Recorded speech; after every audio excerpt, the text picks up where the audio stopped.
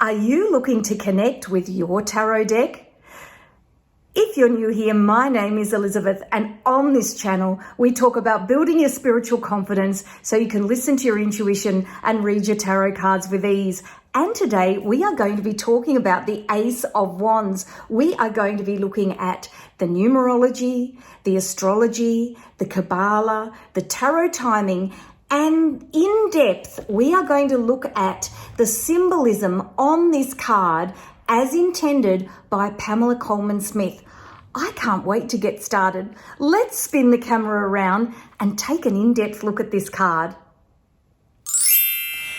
So let's have a look at the Ace of Wands. But before we start on the Ace of Wands, I just want to give you a reminder to like, subscribe, and hit that notifications bell. It really does support my work, and it really supports the channel, and it lets YouTube know the sorts of things that you like to see on the platform. And it would really be a huge help to me. So we're going to talk about the Ace of Wands. Now, I have made some notes, and if you've been following through all of the major arcana, you will know that I have notes that I have made for each one of the cards that give you a detailed background. They also give you a breakdown of the symbolism. You also, if you buy the big bundle, and there's a link to the big bundle down in the description box, you also get the worksheet that takes you through how you can synthesize understanding the symbolism to write your own tarot card meaning. And you also get my very famous tarot symbolism cheat sheets that have taken the internet by storm. Would be probably my bestseller in my Etsy shop. So there's those as well. And I will be referring to these when I talk about the card. So I'm going to put these over here because I will be looking at these as I speak, because on this channel, we don't memorize things. The whole idea of doing this, the whole idea of understanding the symbolism of the cards is to have a sense of the meaning of the card and the meaning of the deck, to help you bond with it, to help you connect with your deck, and also to help you remember the meaning of the card. And of course, we remember the meaning of the card, and then we synthesize that meaning into what's been going on in our lives, so that when we look at the card, we get the messages that we need to be feeling to then transmit to anybody that we're reading for, or to pick up the symbols that or the messages that we need to receive for ourselves. So let's have a look at these cards. So the Ace of Wands is actually before I talk about the Ace of Wands, I really can't talk about the aces unless I talk about the Fool. Now, the Fool, it's really interesting, and I knew I would forget this. This is the book that Arthur Waite wrote, and I have done a very detailed video on the Fool. But it's interesting, as I was going through here and we look at all the meanings, we find the Fool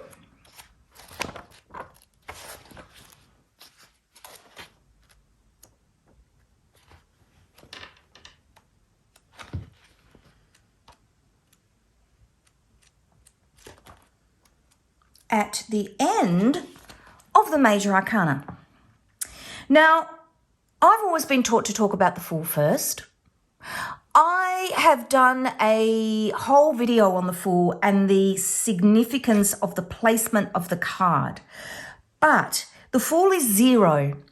And there's a real feeling that the Fool sits by some tarot teachers, that the Fool sits outside of the deck or at the beginning of the deck, beginning his journey all the way through the cards. And I'm sure that it's taught that way to really try and help you have a sense of how the cards all fit together. So I'm just going to mention the Fool as being 0 because we're not coming back to him. Believe it or not, we're going to talk about, I'm going to take you through each one of the suits, and I'm going to refer back to the other suits because it was the only way I could think to do it. to talk about the minor arcana rather than squelching all the cards into one, each set of 4 numerology numbers into one video. And I'm going to mention him here. I'll put a link up in the right-hand corner of your screen if you want to go and watch the full. If not, if I can't manage to do that, it'll be down in the description box for you to go and have a look at the video talking about him. But, you know, the 4 is 0 and he sits separately because he's actually, although 0 is such a powerful number in numerology, we don't go back to it for the whole of the minor arcana. Okay, so let's have a look at these aces. Now, we've got 4 aces. So we've got wands, cups, swords, and pentacles. And as you can see, they're all pretty similar. So you've got a card here that is talking about new beginnings, powerful new beginnings.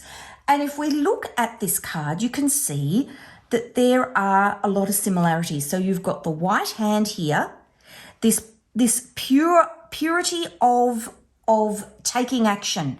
So it's taking action without preconceived ideas, without being tainted by anything. Coming out of clouds of confusion, grey. Remember, grey often means confusion in the tarot. So you've got grey sky here, sky of confusion. Then, looking at the card, you've also got these in 3 of the cards, but not in the 4th one. You've got these little yods, and yods are about taking this pure action, this idea of taking moderate actions that are realistic and balanced, and being recognizing that this idea of manna dropping from heaven.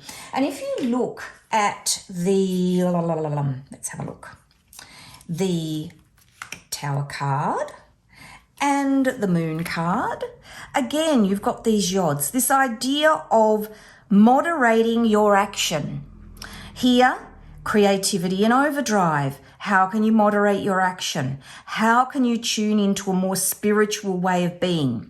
The Tower, chuck the baby out with the bathwater. Your whole world's been turned upside down. The crown's blown off the top of the tower. All the courtiers, the king and the queen are thrown out, and your world's turned upside down. So how can you relink into a clarity and a purity and a divine sense of purpose? So that's what they are linking into, this divine sense of purpose. So that's your commonality in terms of the symbolism. And then the cards are quite different. And I don't want to spoil these 3 because we're going to talk to them later, except for one thing. Let's have a look at the numerology. We're looking at 1. So we've got the Magician, and we have got the Wheel of Fortune. We've got the Wheel of Fortune, and the Wheel of Fortune represents Aquarius, Scorpio, Leo, and Taurus. So you've got Aquarius here, which is normally an arrow bearer, like standing with the arrow. And here he's represented as an angel. You've got, or here the sign is represented as an angel. Here you've got Scorpio, which is normally a scorpion, however, can be represented as an eagle. You've got the lion here as Leo, and Taurus, the bull. And you'll notice here, and I've talked about this card in a lot of detail, but they are in their infancy. You can see they're studying and they're not in their full color. Here, you've got the Ace of Wands, which is the element of fire, or the fire signs represented by Leo. You've got the Cups here, which is water, represented by Scorpio. You have the Ace of Swords here, which is air, or the air signs, represented by Aquarius. And you have the Ace of Pentacles here, which is earth sign, or green, represented by Taurus. So you can see how you've got new beginnings here. One is the powerful representation of new beginnings. So Ace is 1. And you can see here that the Wheel of Fortune is 10. 1 plus 0 makes 1. So we're looking here at what's happening halfway through. You've made this new beginning at the beginning of the deck with the Fool. You're setting out.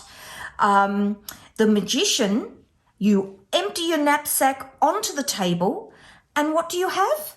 The Wand, the Cup, the Sword, and the Pentacle. And you can see here the Wand, the Cup, the Sword, and the Pentacle taking us on our journey of everyday happenings through the minor arcana. So that is what's blown my mind in terms of looking at the numerology of these cards, is that not only have we got new beginnings represented here, but we've also got it represented here with the Magician and also with the Wheel of Fortune, this idea of what's happening, what have you learnt from when you started. All right, so if I'll take these away because I don't want to talk too much about them because we're going to have a separate video on each one. But if we look at the Ace of Wands, I've talked about the yods falling down around the wand in terms of having that integrity and purity of spiritual action. But they also take us into this reminiscent feeling of the Tree of Life. So in the Magician, you've got the Tree of Life here with all the leaves and beautiful greenery. And you can see it's really reminiscent here in the Hangman card, where the Hangman turns himself upside down to look at life from a different perspective. And you can see here this idea of the actual, staff of the Tree of Life that is being reflected in this card. So what is some of the other symbolism that you can see in this card? And I'm probably going to be a little bit repetitive now, but I'll try not to be. So if we look at the astrology, the Ace actually doesn't have any timing. And if you look at, I've got a Wheel of Life here. And if you want the Wheel of Life, you can actually purchase this from my shop as well. It is in my astrology cheat sheets, and I will put a link to those as well in the comments. And if I'm really super clever, we'll see if we can put a link to the video about the astrology cheat sheets up in the right-hand corner.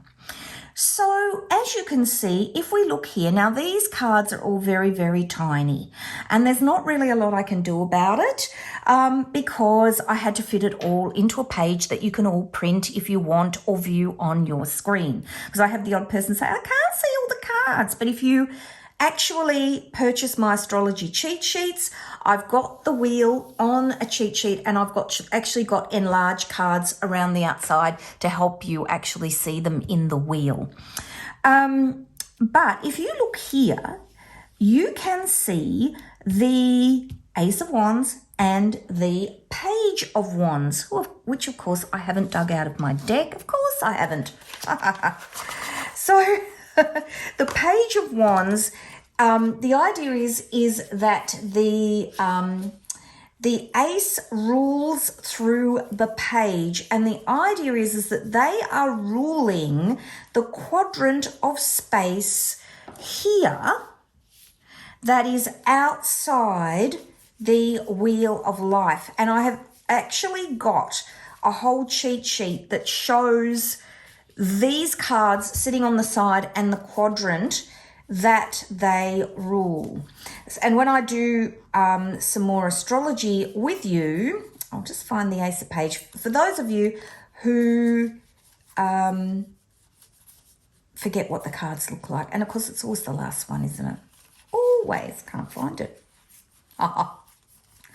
So the Ace of Wands rule the the ace rules through the Page of Wands, and they sit outside of the actual astrological wheel, and they rule this quadrant. Oh my goodness.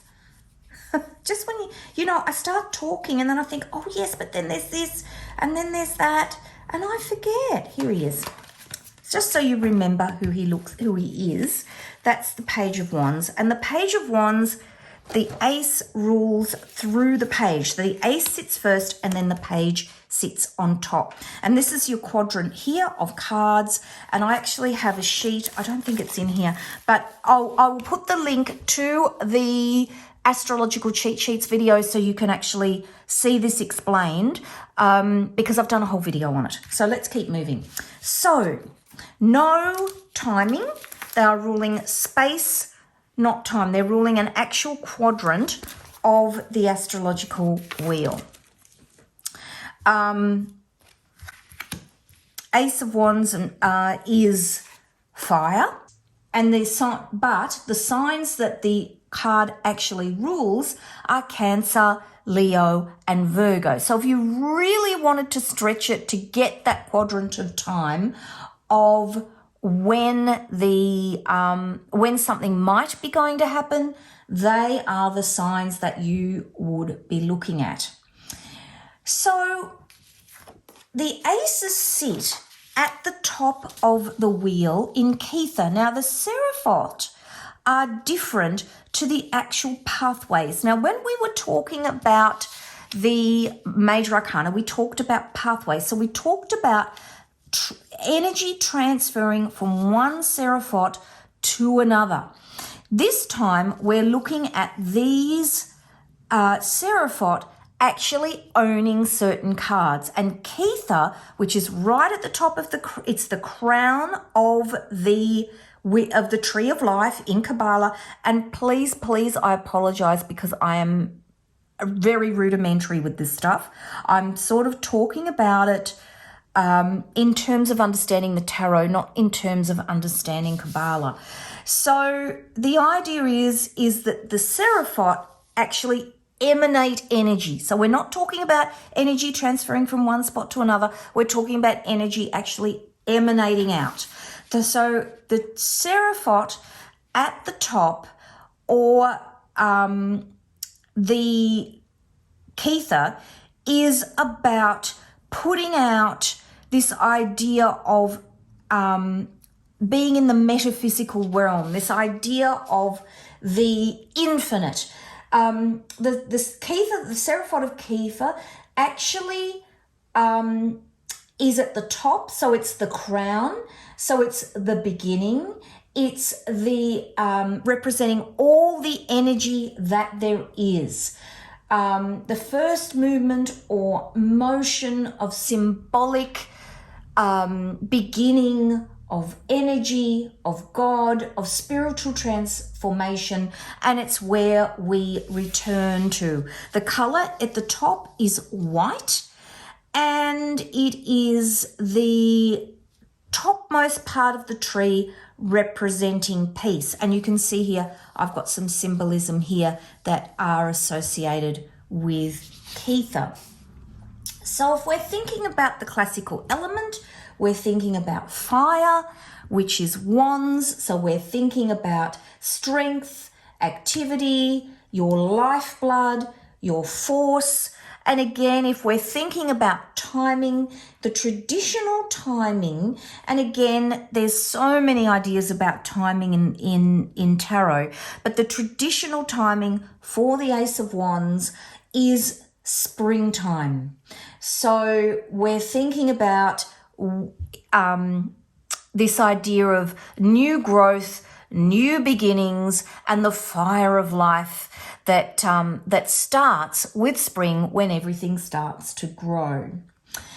If we're looking at the actual symbolism on the card, and I did start with this, is we're looking at grey sky, which is confusion, and grey clouds, and this white hand of clarity coming out of the confusion.